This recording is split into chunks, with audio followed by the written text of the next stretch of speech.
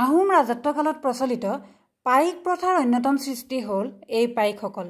সেই সময়ত 15 পৰা 50 বছৰ বয়সৰ কাম কৰিব পৰা প্ৰতিজন পুৰুষে আছিল একোজন পাইক। এইখিনিতে উল্লেখ কৰিব লাগিব ৰাজবংশীয় লোক, পুৰোহিত, ডা-ডাঙৰীয়া আৰু তেওঁলোকৰ লগোৱা লিকচৌসকলক এই প্ৰথাৰ পৰা বাদ দিয়া হৈছিল।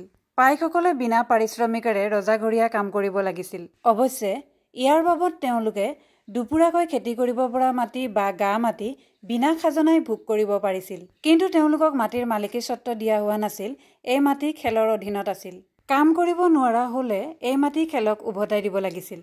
অৱশ্যে পিতৃৰ পিছত কৰ্মদক্ষ পুত্ৰই এই মাটি পোৱাৰ ব্যৱস্থা আছিল। আহোম শাসনকাল বা তাৰ আগৰে পৰা পাইক প্ৰথা চলি আহিছিল যদিও 1609 খ্ৰীষ্টাব্দতহে মোমাই তামুলী বৰবৰুৱাই এই প্ৰথা সুসংগঠিত ৰূপত প্ৰতিষ্ঠিত কৰে।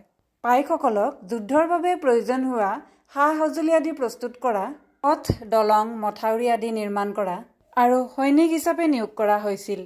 পাইকসকলক দুভাগত ভাগ কৰিব পাৰি: কাঁড়ী পাইক আৰু চমুৱা পাইক।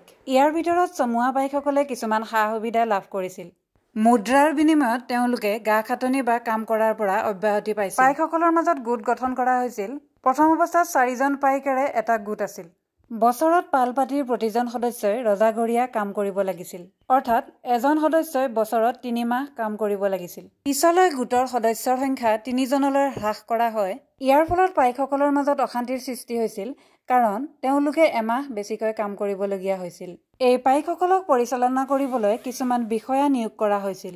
20 জন পাইকৰ ওপৰত এজন বৰা, 100 জন পাইকৰ ওপৰত এজন শইকীয়া, 1000 জন পাইকৰ ওপৰত এজন হাজৰিকা, 6000 জন পাইকৰ ওপৰত এজন ফুকনক নিয়োগ কৰা হৈছিল।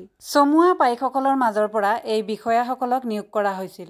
এনেদৰে চমুৱা পাইকসকলে অধিক সা-সুবিধা পোৱাৰ বাবে কাঁড়ী পাইকসকলৰ মাজত অশান্তিৰ সৃষ্টি হয়। এই সংঘাতে আংশিকভাৱে মোৱামৰীয়া বিদ্ৰোহত অৰিহণা যোগাইছিল।